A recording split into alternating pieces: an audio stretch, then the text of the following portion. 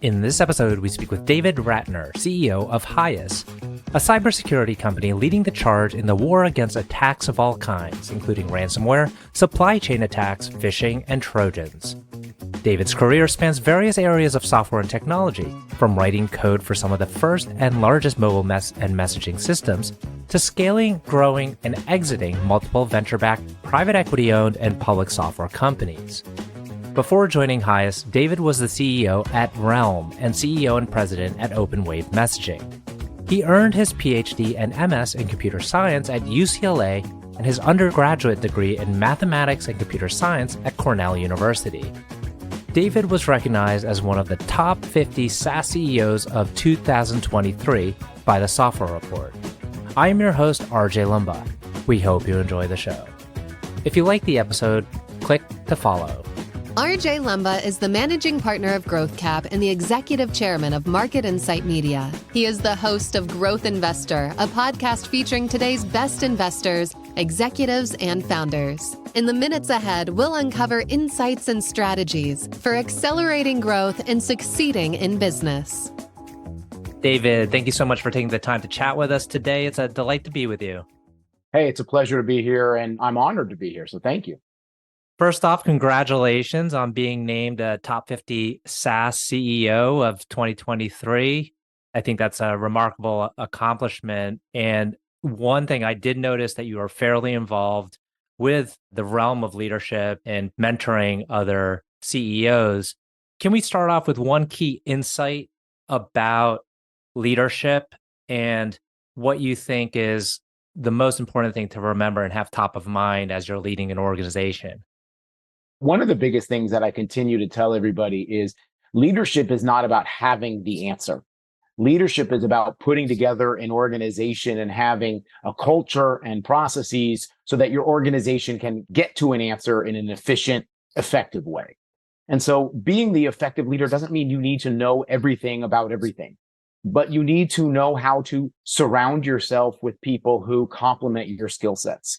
You need to make sure that you surround yourself with people who are not purely yes men or yes women and may actually have a different opinion. I'm a firm believer that part of the way you get to the best answer is through diversity of thought and diversity of opinion. And part of your goal as a leader is actually to encourage that in an effective way. There's a time for discussion, there's a time for making a decision, and then there's a time for execution. And so being an effective leader means you need to sketch that out on how that rolls out across your team so that you can have a discussion, you have diversity of thought, you figure out how you get to the best answer in an effective way. But then regardless of whether everyone agrees or not, we commit and move forward. I was looking at your background. I noticed you have like a combination of two important facets. One is that you have a deeply technical background and expertise, both educationally and professionally. And then on the other side to it, you have experience in leadership across different types of companies, I guess, within the tech sphere. Can you talk a little bit about how maybe that combination has helped you and potentially with other leaders, if they're maybe strong on one side or the other, how you kind of can balance that out? Yeah, look, I was certainly very fortunate in my career.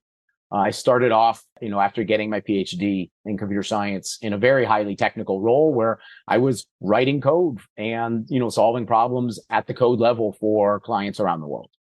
I developed this reputation of twofold. One is I was the technologist who could explain technology to non-technical people. That helped propel me through my career.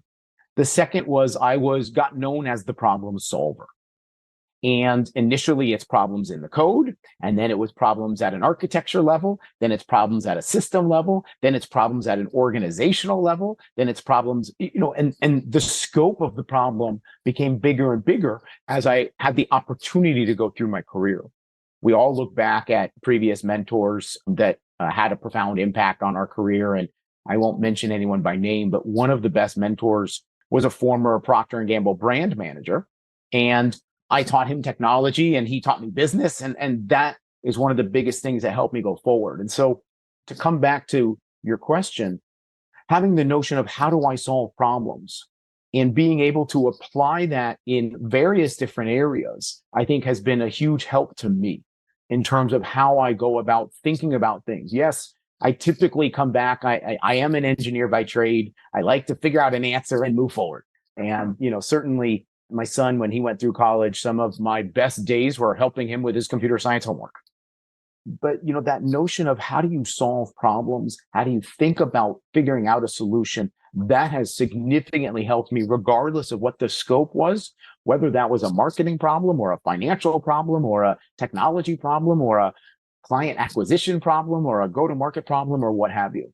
And, I would encourage people, if you are a good problem solver, think about how do you solve problems? What's the process you go through to solve that problem? And how do you apply that in other disciplines and other related areas? Excellent. So let's now dive into HYAS and your journey there, because it doesn't seem like your entire career was in cybersecurity. Maybe you touched on it at certain points. So how you came to the company, and then telling us a little bit more about what the company does. Yeah, look, I am not the 20-year cybersecurity veteran. I've certainly did a lot in the early days in and around email and messaging and SMS and spam and all those kinds of aspects. But you're right, I'm not the 20-year cybersecurity veteran. I was running a Khosla-backed company, which I sold to MongoDB in 2019, and took some time to figure out what did I want to go do next. I do a couple of things. One is I create a couple of intersecting Venn diagrams. What am I good at? What do I like doing? And what will people actually pay me to do? Right? Because you need to understand all three of those, right? And I identified 3 areas in and around emerging technology that I thought were really interesting. And cybersecurity was one of them.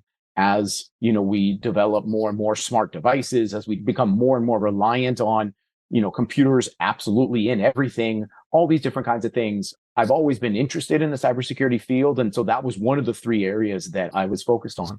I kind of did my search. I talked to people in all 3 of those areas that I had identified. And I knew the Microsoft or M12 venture team. I had coffee with them and they said, look, we just invested, our Series A in this really interesting company called HYAS.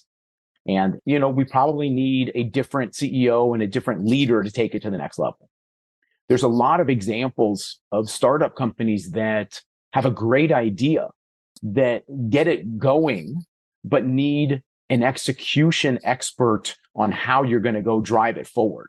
Taking it from 0 to 1 is very different than taking it from 1 to 5 and 5 to 10 and 10 to 50.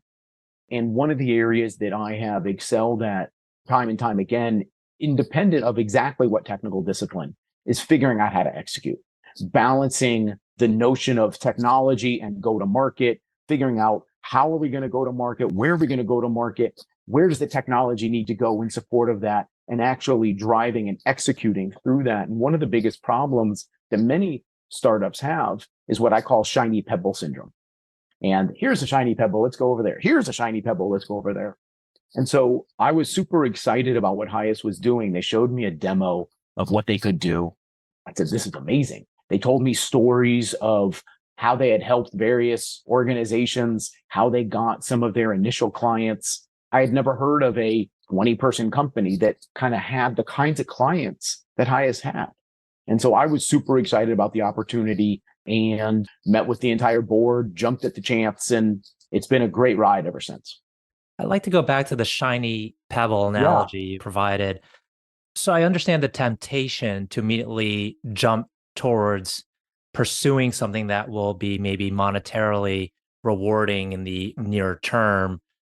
How do you focus a strategy and then focus the organization on a good long-term objective? So there's a little bit of mixing of data and gut instinct.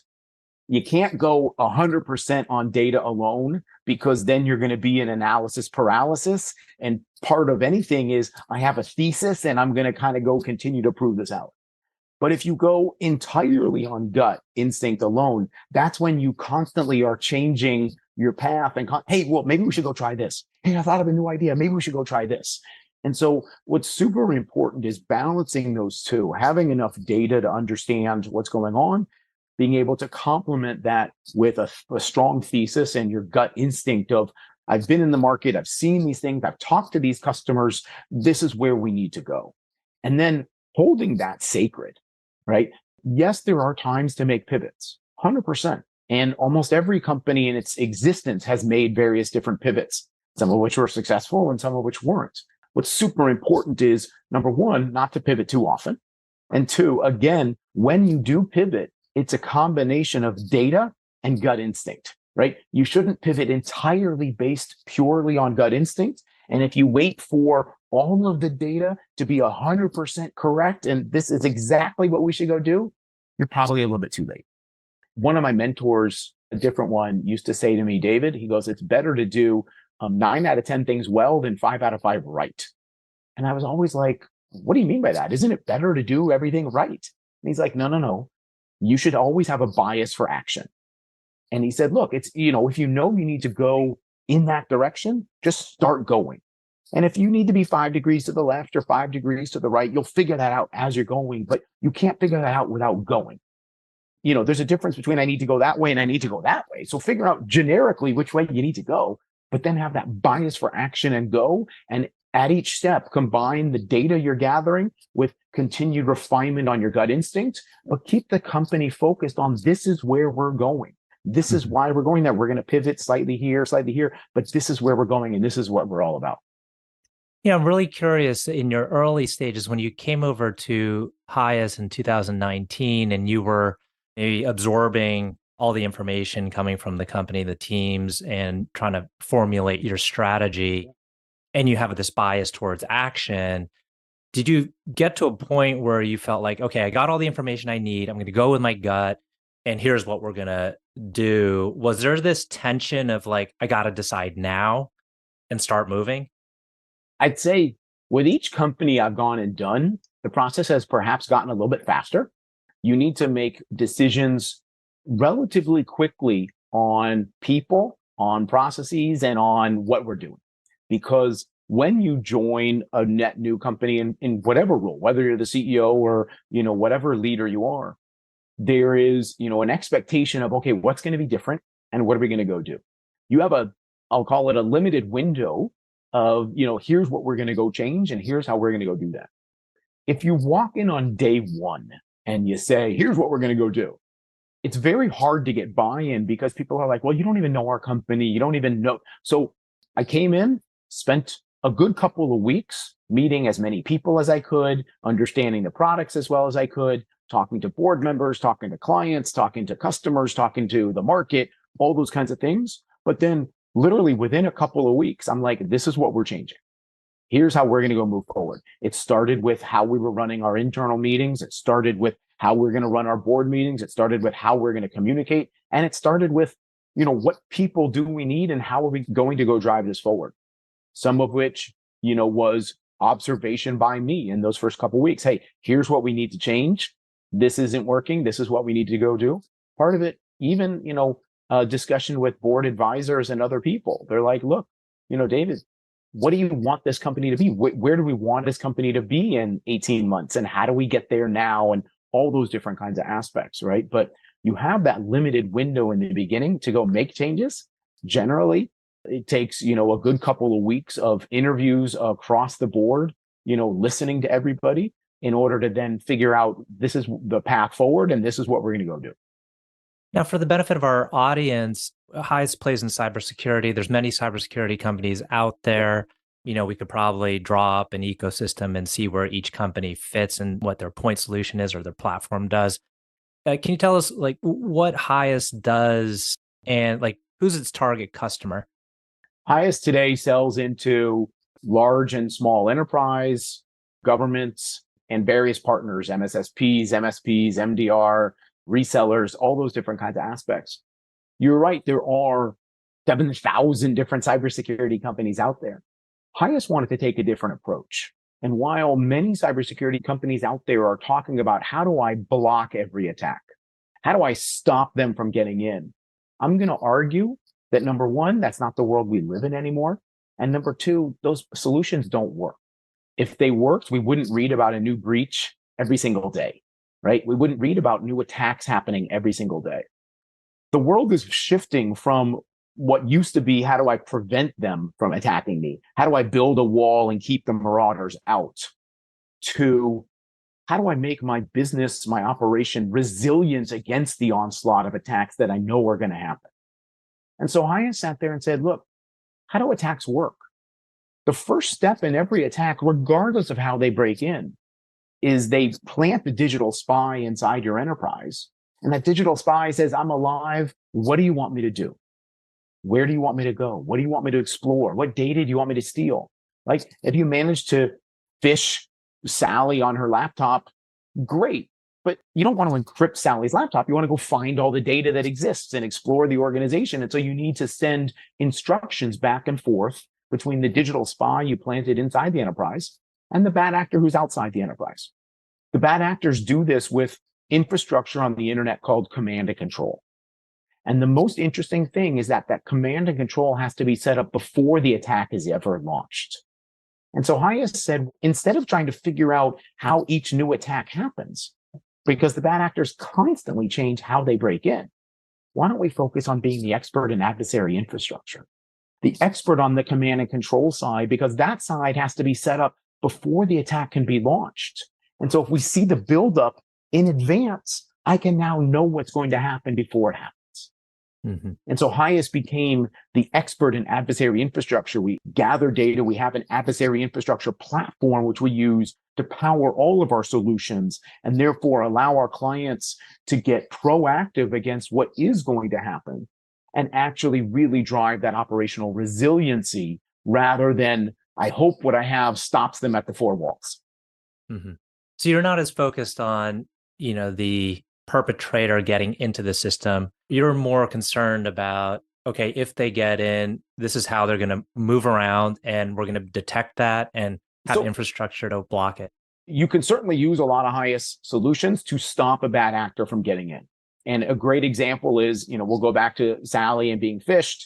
You get the email, you have a link, you go to click on it, and HYAS says, no, I know that that's adversary infrastructure. You shouldn't click on that link, right? And so I'll prevent that attack from ever happening, right? But we also recognize that breaches will occur. And any organization that thinks they won't be breached is lying to themselves. Mm-hmm. And so that first step when they do get breached is that digital spy that reaches out to their adversary infrastructure. That's something that HYAS can sit there and say, look, this communication shouldn't be happening. This communication is anomalous. And let's shut down this communication before that bad actor explores your organization, before the bad actor steals data, before they do data exfiltration and encryption and all these other kinds of things. And so the approach of using adversary infrastructure not only can help prevent attacks, but actually can make your organization resilient against every new attack that comes out, right? Mm-hmm. It's really hard to stop that supply chain attack. How do you know if the laptop that you just purchased for your organization came pre-configured with a virus on the chip, right? Those kinds of things are incredibly difficult, right? North Korea might pay an employee $100,000 to plant malware inside your organization. Those kinds of things are incredibly difficult, right? We read about new zero-day attacks every week. But those are incredibly difficult to prevent, right? So bad actors are going to get in. The HYAS approach of focusing on the adversary infrastructure that they use to command and control and direct their attacks can not only prevent them from getting in, but can make your organization resilient against those breaches when they do happen. Now let's switch over into scaling. And, you've been very successful with your prior company, Realm, selling, scaling it and then quickly scaling it and then selling it to MongoDB. Have you been able to kind of use a similar strategies and tactics in order to rapidly scale HYAS? And what's the biggest challenge in scaling? So I've had the good fortune of being able to be involved in a lot of different companies. First, there is no one single cookie cutter approach. And I know some colleagues and some individuals who every time they go to a new company, this is the team they take with them. And here are the 5 people that I take with me from each company to each company. While I have people that I love working with and would absolutely work with again, each new company has its own challenges. And so you need to get involved in the company first before you understand, do I need Peter or Paul or Mary in order to come and join me in order to help solve these problems? And so there is no single cookie cutter approach to how do I scale and how do I grow this company. Every company has its own culture, its own idiosyncrasies, its own facets, its own areas where it's successful and its own areas where it needs to grow. What I like to do in order to scale a company is really roll up my sleeves and understand everything at the ground level. Then you can take a step back and figure out, okay, what do I actually need in order to scale this and grow it? And so, what we needed at Realm in order to grow that and sell it to MongoDB is very different than what we needed at HYAS in order to scale it and grow it. But none of that happens without really getting your hands dirty, rolling up your sleeves, and really understanding what are the key issues that we need to go solve that'll have the biggest benefit. Mm-hmm. And how have your investors played a role in the organization, and to what degree is their involvement? Certainly at HYAS, really fortunate to have a great set of investors. And they've been incredibly supportive of the journey we've been on and continue to be incredibly supportive of what we are capable of doing, what we are doing, and where kind of 2024 and 2025 will bring HYAS. So they love the kinds of things that we're doing. Some of the investors give me great advice on financial topics, on go-to-market, those kinds of things. Some of the investors certainly help with introductions, with topics of strategy. And, like we talked about at the start, surrounding yourself with a diverse team in order to complement your own skill sets. I've had the ability to, as we went through our Series B, pick who was going to be some of our investors, pick who was going to be on our board, and have the ability to build a team that really had a complementary set of skills. And so I have the financial advisors on the team. I have the technology advisors on the team. I have the go-to-market people on the team. I have the industry experts on the team. And so that has allowed us to tap into a set of resources that might not have been available to us otherwise. Mm-hmm. We're coming up on the tail end of our conversation. I'd like to close with two questions. The first question is, can you tell us about a person who has had a profound influence on you? There are a lot of people who have had a profound influence on me. I talked about the former Procter & Gamble brand manager who, I was the engineer going through engineering ranks, and he helped me shift over to running product management, running business units, and really growing from that.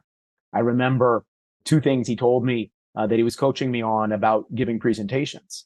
And he said, David, he goes, you're an engineer. The first thing you do with every presentation is you start 7 layers too deep and then you get deeper.